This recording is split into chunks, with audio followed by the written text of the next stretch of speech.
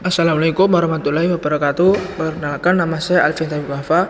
Di video ini saya akan menjelaskan macam-macam atau jenis-jenis alat kelistrikan. Yang pertama adalah alat penanda. Alat penanda merupakan kegiatan memberi batas pada suatu ukuran pada permukaan sebuah benda sebelum benda tersebut dikerjakan. Contohnya adalah penitik garis. Penitik garis adalah suatu penitik di mana sudut mata penitiknya sebesar 30-60 derajat dengan sudut yang kecil ini, maka ia dapat menghasilkan suatu benda yang tipis. B. Alat penggores. Alat penggores merupakan alat yang digunakan untuk membuat tanda di permukaan benda kerja yang berupa garis.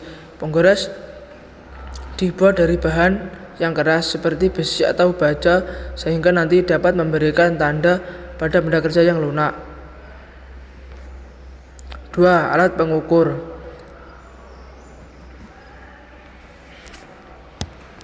Setelah alat penanda, yang kedua ada alat pengukur. Alat pengukur adalah alat yang digunakan untuk mengukur nilai besar, ukuran, dimensi, dan kondisi fisik suatu komponen.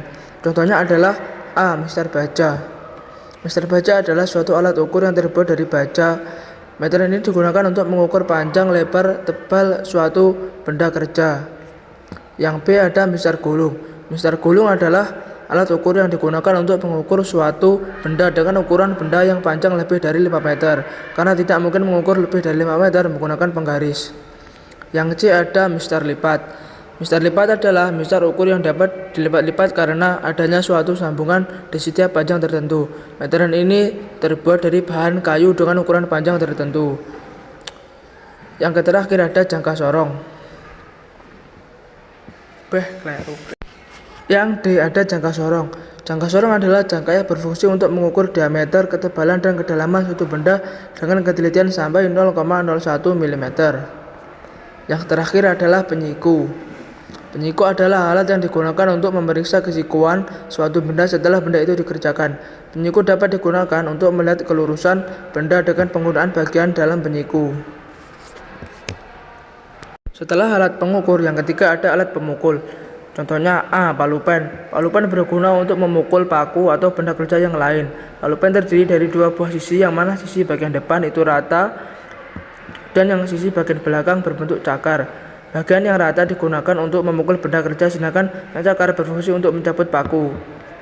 B. Palu konde. Palu konde adalah palu yang terbuat dari bahan logam atau baja yang keras. Palu konde terdiri dari dua bagian yang berbeda. Satu sisi mempunyai permukaan rata yang berguna untuk memukul benda kerja seperti paku, sedangkan sisi yang lain berbentuk bulat yang berguna untuk membentuk atau mempadatkan benda kerja yang cekung. C. Palu terak. Palu terak disebut juga palu las yang mempunyai dua sisi yang mempunyai fungsi dan bentuk yang berbeda. Ujung yang pertama berbentuk rata yang berfungsi untuk memukul benda dengan permukaan yang rata, sedangkan bagian yang satunya berbentuk pipih yang berguna untuk membuang rigi-rigi atau membersihkan terak-terak hasil pengelasan. Yang D. Palu plastik.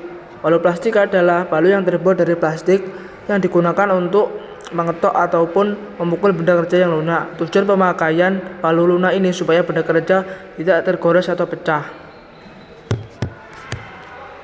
Setelah alat pemukul, yang keempat ada alat pemegang benda. Alat pemegang benda adalah alat yang digunakan untuk memegang benda yang akan dikerjakan dengan cara dijepit dan pengakleman. Contohnya ada ragum. Ragum adalah alat yang berfungsi untuk menjepit benda kerja yang akan digigir, dipotong, dipukul, atau dibahat dan dibengkokkan. Yang B ada klem.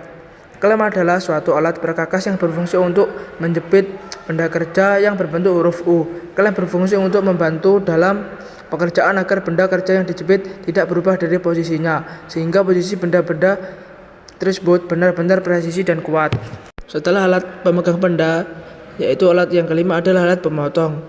Contohnya adalah gergaji tangan. Gergaji tangan merupakan alat yang berfungsi untuk memotong atau mengurangi tebal dari benda kerja yang telah diukur. Gergaji tangan terdiri dari dua bagian, yaitu sekang dan daun gergaji. Daun gergaji digunakan untuk tempat pegangan pada kita akan menggergaji, sedangkan sekang berfungsi untuk mengancing atau mengunci gergaji yang akan dipasang dengan cara memutar sekang ke kanan. Yang B ada mesin gerindra.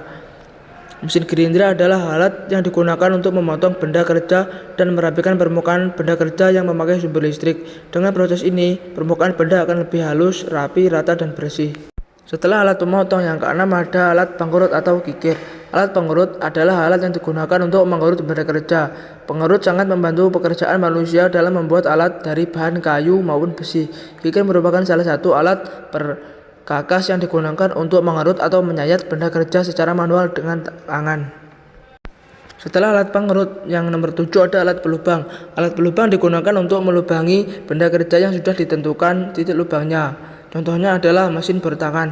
Mesin bertangan merupakan alat yang bisa digunakan untuk membuat lubang atau memperluas dan penghalusan. Yang terakhir ada alat pengulir. Alat pengulir merupakan usaha membuat suatu benda kerja menjadi bergerigi dengan prinsip kerja mengentamkan ulir dalam dan ulir luar. Contohnya ada tap atau pengulir dalam. Untuk membuat ulir bagian dalam dapat digunakan satu setel ulir. Pengulir dalam tap bagian atas tap dibuat berbentuk segi empat sebagai tempat untuk memasang dudukan pada tangkai tap. Yang B ada senai atau pengulir luar. Senai merupakan alat untuk membuat ulir luar suatu benda kerja. Bahan senai dibuat dari baja sayat cepat. Dalam pemakaiannya, senai dijepit dengan bantuan rumah senai yang dilengkapi dengan tangka.